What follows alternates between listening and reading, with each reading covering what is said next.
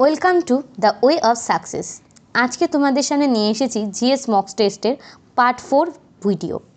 এখানে রয়েছে তোমাদের জন্য 10টি বাছাই করা কোশ্চেন এবং অ্যান্সার, যা বিগত বছরগুলিতে চলে এসেছে পরীক্ষায় এবং আগামী পরীক্ষাগুলোর জন্য যে 10টি কোশ্চেন তোমাদের জন্য খুবই ইম্পর্টেন্ট হতে পারে।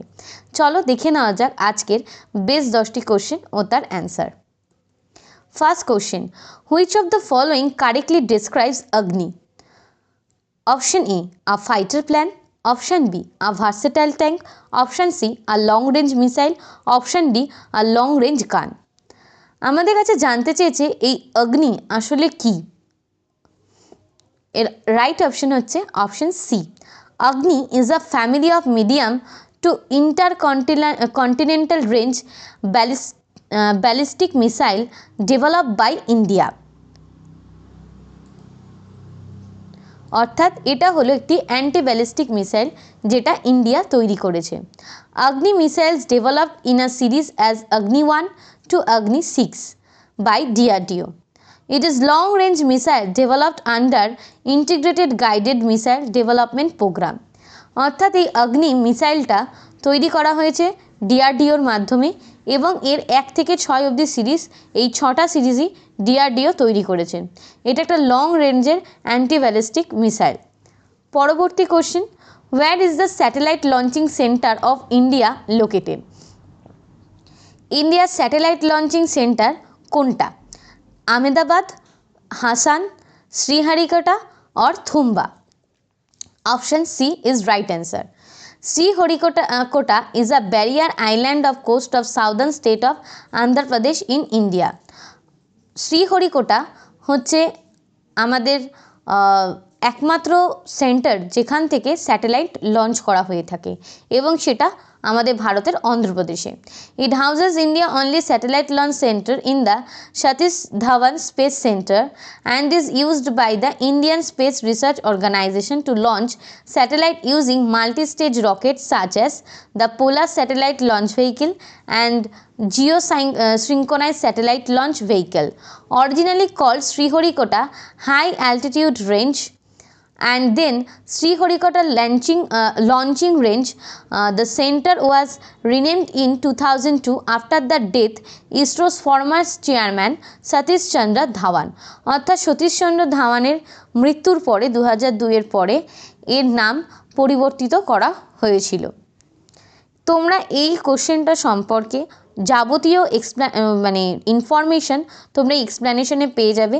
এছাড়াও আরও যে কোশ্চেনগুলো রয়েছে তার যদি এক্সপ্লেনেশনগুলো তোমরা একটু ভালোভাবে ফলো আপ করো, তাহলে এর মধ্যে থেকেও তোমরা নিজেরাই অনেক কোশ্চেন তৈরি করতে পারবে এবং তার অ্যান্সারও তোমরা ওখান থেকেই পেয়ে যাবে।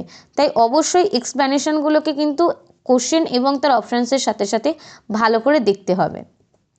পরবর্তী question, name the temple in Cambodia where scenes from Ramayana and Mahabharata are depicted. এখানে জানতে চাওয়া হয়েছে যে রামায়ণ এবং মহাভারতের কোন সিন এই কম্বোডিয়ার মন্দিরের মধ্যে থেকে আমরা পেয়ে থাকি।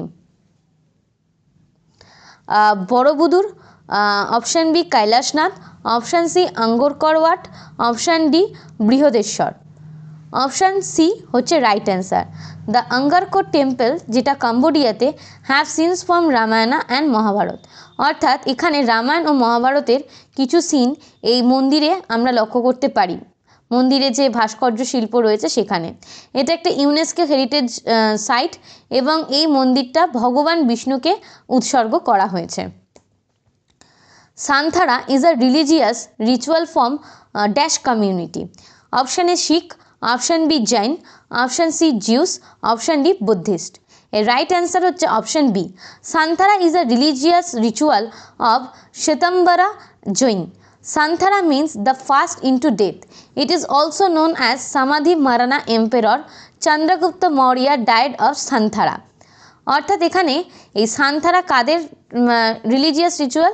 এটা মূলত জৈনদের মধ্যে যারা শ্বেতাম্বর তাদের। এবং মহান মৌর্য সম্রাট চন্দ্রগুপ্ত এই সান্থারা তার মৃত্যুর আগে পালন করেছিলেন এবং তারপরেই তিনি কিন্তু মৃত্যু প্রাপ্ত করেছিলেন। পরবর্তী question, what is the structure of Panchayati Raj? Option A, Zila Panchayat, block Panchayat, Gram Panchayat और Gram Sabha. Option B Khap Panchayat, Zila Panchayat, block Panchayat, Gram Panchayat, Gram Sabha. Option सी खाप पंचायत, जिला पंचायत, ब्लॉक पंचायत और ग्राम पंचायत। ऑप्शन डी नगर पंचायत, जिला पंचायत, ब्लॉक पंचायत, ग्राम पंचायत एवं ग्राम सभा।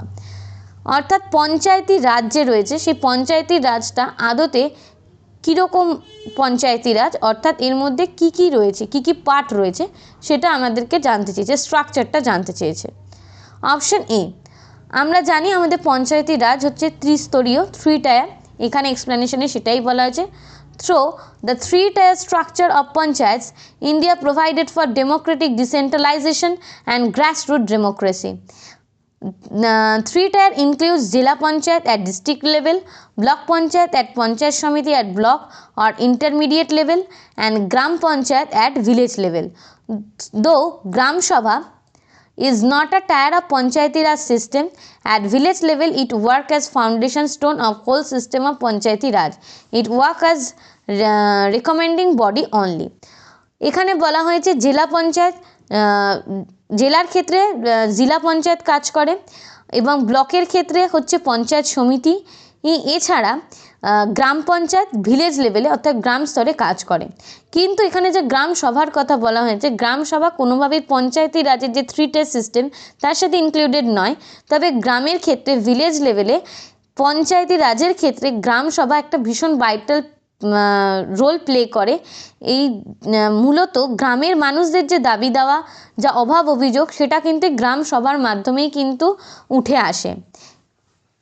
পরবর্তী প্রশ্ন হচ্ছে proclamation of emergency under article 352 on account of war or aggression requires approval of the parliament within 1 month, 2 months, 4 months or 6 months।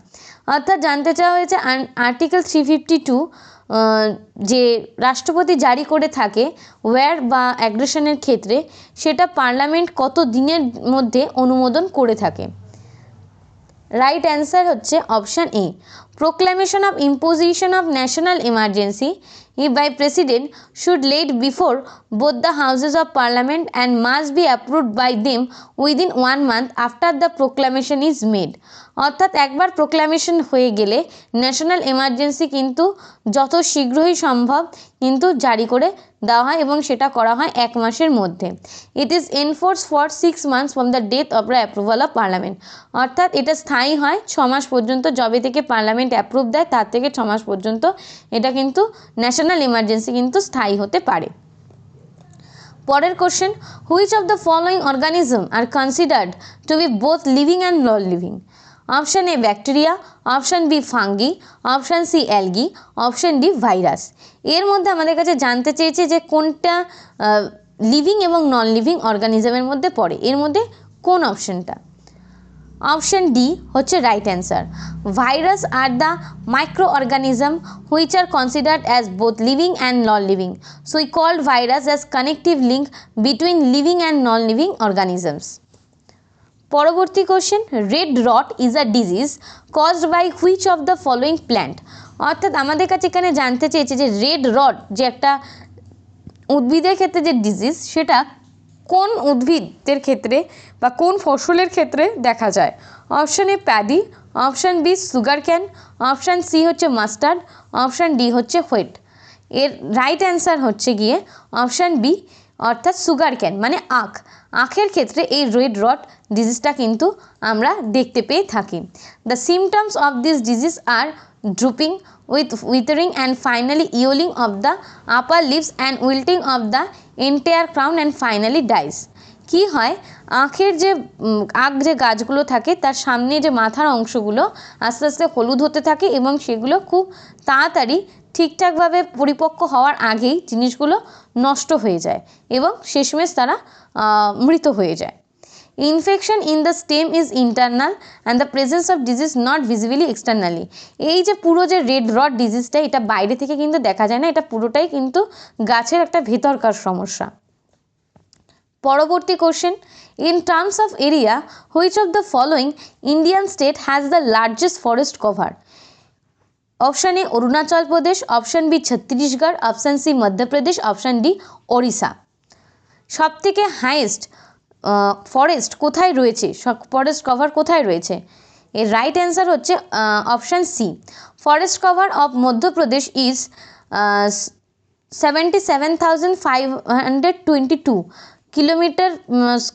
kilometer square area of Arunachal Pradesh comes next with 67,321 kilometer square area। অর্থাৎ সবথেকে বেশি forest রয়েছে মধ্যপ্রদেশে এবং তারপরেই রয়েছে আমাদের অরুণাচল প্রদেশ। পরের কোশ্চেন, হেরি টিয়ারা ফোমস অর্থাৎ সুন্দরী গাছ বা সুন্দরী টিকে বোঝানোর ক্ষেত্রে হেরি টিয়ারা ফোমস হিসেবে ডিনোট করা হচ্ছে is the type of which of the following plants. দেখো প্রশ্নে যদি আমাদের এই হেরি টিয়ারা ফোমস দেয় তাহলে কিন্তু আমাদের বুঝে নিতে হবে এটা সুন্দরী গাছের কথা এখানে বলা হচ্ছে।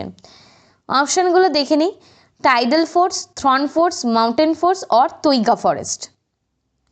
অর্থাৎ এগুলো কি, টাইডাল ফরেস্ট, থ্রোন ফরেস্ট, না মাউন্টেন ফরেস্ট, না তৈগা ফরেস্ট? অপশান এ, হেরিটেরিয়া ফোমস অর্থাৎ সুন্দরী tree is a type of mangrove tree. আমরা সবাই জানি সুন্দরী গাছ আদতে একটা ম্যানগ্রোভ, এবং এটা মোস্টলি কোথায় পাওয়া যায়? সুন্দরবনের ডেল্টা অঞ্চলে, সুন্দরবন এবং যেটা কিনা গঙ্গা ব্রহ্মপুত্রের ডেল্টা অঞ্চল। It constitutes over 70% of forest in this area. আজকে এটাই ছিল আমাদের শেষ কোশ্চেন। তোমরা দেখতে পেলে আজকের বেশ 10টি কোশ্চেন এবং তার অ্যান্সার। আশা করছি তোমাদের ভিডিওটি ভালো লাগছে। আরও এরকম ভিডিও পাওয়ার ইচ্ছে থাকলে বা পেতে চাও যদি, তাহলে অতি অবশ্যই আমাদের চ্যানেলকে লাইক সাবস্ক্রাইব করতে হবে এবং সেই সঙ্গে কমেন্ট করতে হবে। আর যারা যারা আমাদের টেলিগ্রাম চ্যানেলে যুক্ত হতে চাও, এই নিচে তোমাদের আমাদের ডেসক্রিপশন বক্সে সমস্ত ডেসক্রিপশন দেওয়া আছে, সেখান থেকে তোমরা কিন্তু অতি অবশ্যই আমাদের টেলিগ্রাম চ্যানেলেও জয়েন হতে পারো। তাহলে যখনই কোনো ভিডিও আসবে সেখানে অনেক আগেই তোমরা তার সমস্ত ইনফরমেশন পেয়ে যাবে। চলো আজকের জন্য এইটুকু। থ্যাংক ইউ সবাইকে, টাটা।